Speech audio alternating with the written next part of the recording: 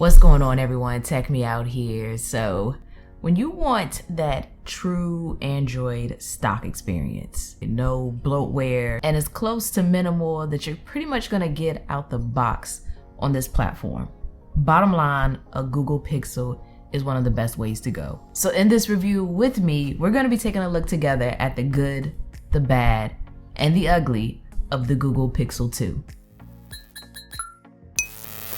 So I personally really like the way the phone feels in hand. I'm really accustomed to larger phones, so this was like a welcome refresh to have one this size. It has a subtle grain-like texture along the back, and I actually found myself having a better grip on my phone because of it, as it doesn't really slide all over the place like a lot of the, glass-backed phones do. I can comfortably lay this on my bed or the couch and not fear that I'm gonna find it far away from its original location, because I can't say the same for a lot of the glass-backed phones out there right now. However, one thing you do sacrifice, so to speak, is the advantage of wireless charging with this one, because it does have a metal unibody, but it still packs water resistance, which I think is just as valuable. I do, however, like the fact that because of this design choice, it's not really heavy in hand, but it still manages to have a nice weight to it. Now, the two-tone design is definitely different, but it's acceptable as it looks good together with the fingerprint reader along the back that actually responds very fast and very well with no complaints or issues here. It's really easy and natural to reach, so I like it. Now, along the left-hand side, you're gonna find that there are no physical buttons over here and just a SIM tray, which is actually only a SIM tray as it doesn't pack any external storage. So you're gonna wanna be certain that you choose the appropriate size when you get this device between the 64 gig option or the 128 gig option, as you really can't per se expand upon that. But in contrast to that left-hand side, on the right, you have all of your buttons. So this is where you're gonna find your power button and your volume rocker along here. Moving to the bottom, you have your USB-C charging port, which is nice because we want to USB-C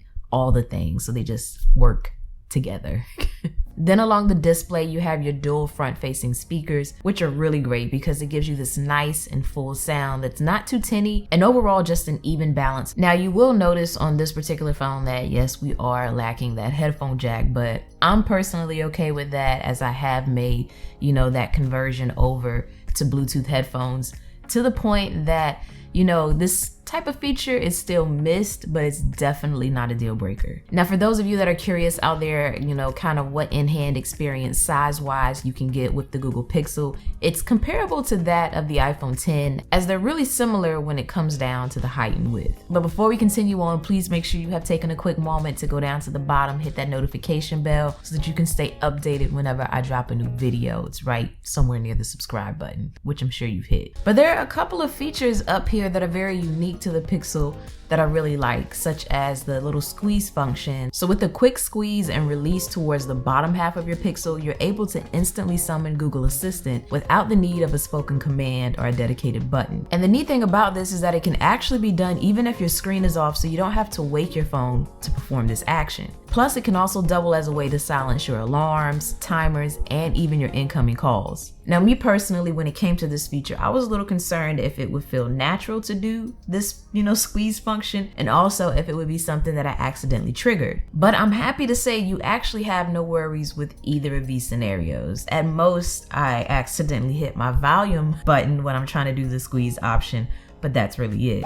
You're basically gonna find that you're squeezing your phone just a little bit harder than you're naturally holding it, kind of thing. You can even adjust the intensity of that squeeze motion that is required within your settings. So it's handy to just squeeze the bottom of my phone and fire off my questions, as it's a very subtle action that pretty much no one's even really gonna notice that you're doing. And it's very useful as it serves a true purpose in finding things out like the weather, playing my music, handling some Google searches, finding locations, and answering some math questions. Like, it could give you the percentage of something in the event you need to know how much you're getting on this particular sale that's being offered, or how much you should tip percentage wise. And it was even nice to use to find out information regarding a song on which I'm listening to, which does bring me to another feature, now playing. So this is the ability for the Pixel 2 to actively listen when music is playing nearby, to then provide you with the artist and the song at the bottom of your screen.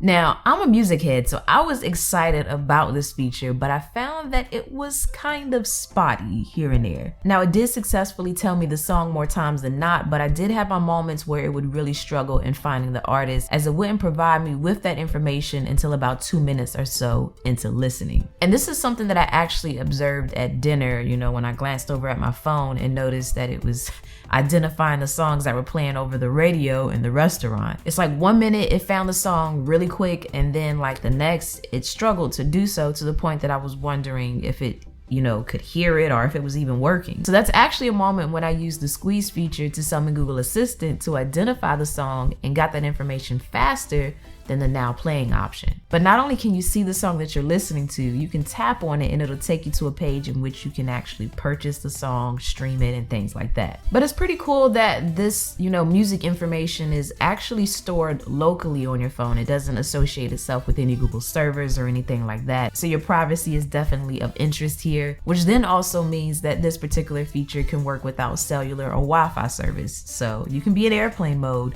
and still get song information. However, if this isn't something you want to take advantage of, you can always turn it off in your settings. Actually turn it on in your settings, because out of the box, the feature is off. Even with its occasional stumbles, I really like this feature though, because it's super handy in a number of events. Or if you're at an event or the club, or if you're riding in a car and listening to the radio, hear a song, don't know what it is, it's now just like actively giving you that information without summoning anything to do so. But the system as a whole is very fluid. I didn't really expect anything less though, and it's very fast, doesn't stutter at all, and just overall a very nice and pleasant experience. I guess you could kind of even consider it relaxing and calming due to the simplicity of things here. You aren't hit with a bunch of robust customization features or a skin overlay on top of your pure Android experience, which is nice. It's like the focus has been placed on the basics, with a few additional options that are natural to utilize. And then you have those options beyond the basics, like the ability to long press the multitask switcher icon to quickly activate multi-window mode to fire up an app that is compatible.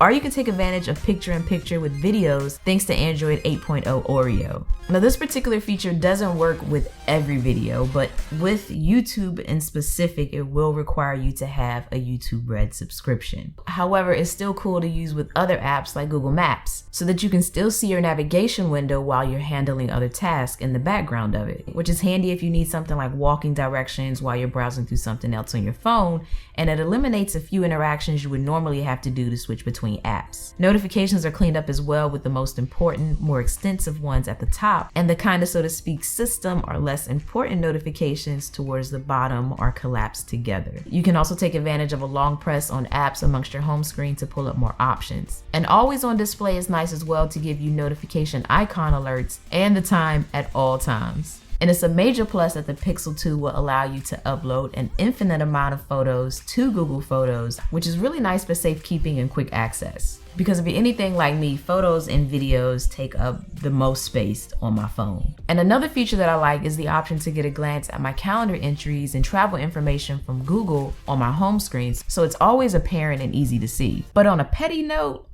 I hate that I have to select the check mark to confirm the passcode instead of it automatically accepting it or rejecting it. I know, petty, but still something I noticed. Now, one of the key differences between the Pixel 2 and its big brother, the XL, is the display. The Pixel 2 has an AMOLED display, which is really nice, but darker colors and things just simply aren't going to be that of the OLED option found on the XL. Doesn't mean that it's a bad experience at all, because it's still a very nice screen, and you're probably honestly not gonna notice much of a difference. But if you're a pixel peeker or somebody that's, really into that kind of thing, then you may notice a difference. But to most of us, you're not.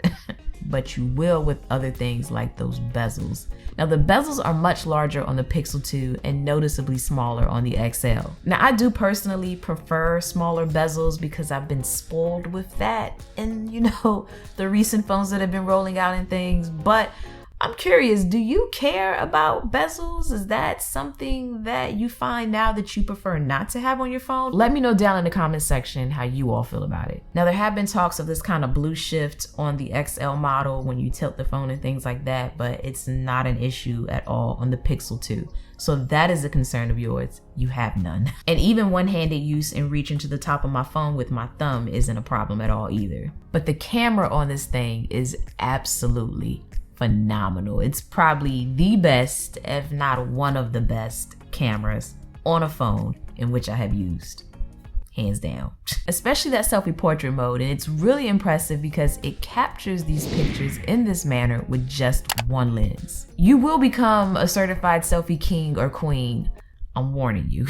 Now, something to note is that when you go to take a portrait picture, you're not going to see the image preview of what the pixel is blurring until after you take the photo. And it's at this moment that it's going to tell you that it's processing, and within a few seconds later, you have your stunning photo. And it's these portrait selfies up here that to me have a very signature look, as they seem to be high in contrast, but it's not overkill. And they're super sharp with a very nice distinct separation between the subject and the background blur. Like, these photos are like profile picture worthy, and that's a big deal. Now, I did have to take a few steps to enable this option by upgrading the camera via a link that I found in a Google search, as it wasn't an option by default for me. But outside of that, it's super convenient to access the camera by double pressing the power button or switching between the cameras with the flick of the wrist. You can capture motion photos up here as well, which is basically like Apple Live Photos. And aside from cool features like that, you can expect a great experience in capturing photos with this, as everything is well exposed, has nice contrast, dynamic range,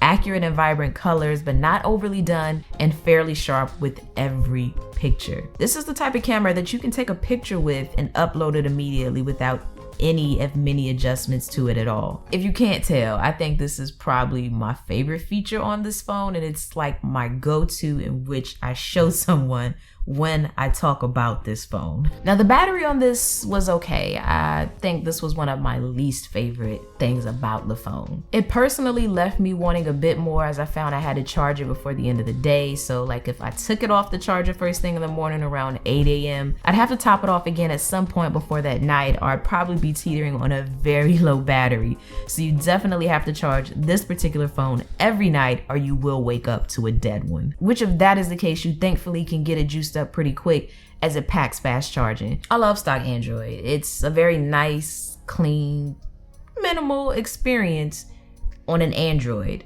It's somewhat even like an iPhone of an Android in terms of its simplicity but useful options. Now, you do lack a few things that you might feel should be included with its $650 price tag, such as headphones. But, you know, at the same time, I'll deal, because let's be real, you probably already have a pair of headphones that you could use with this phone prior to purchasing it.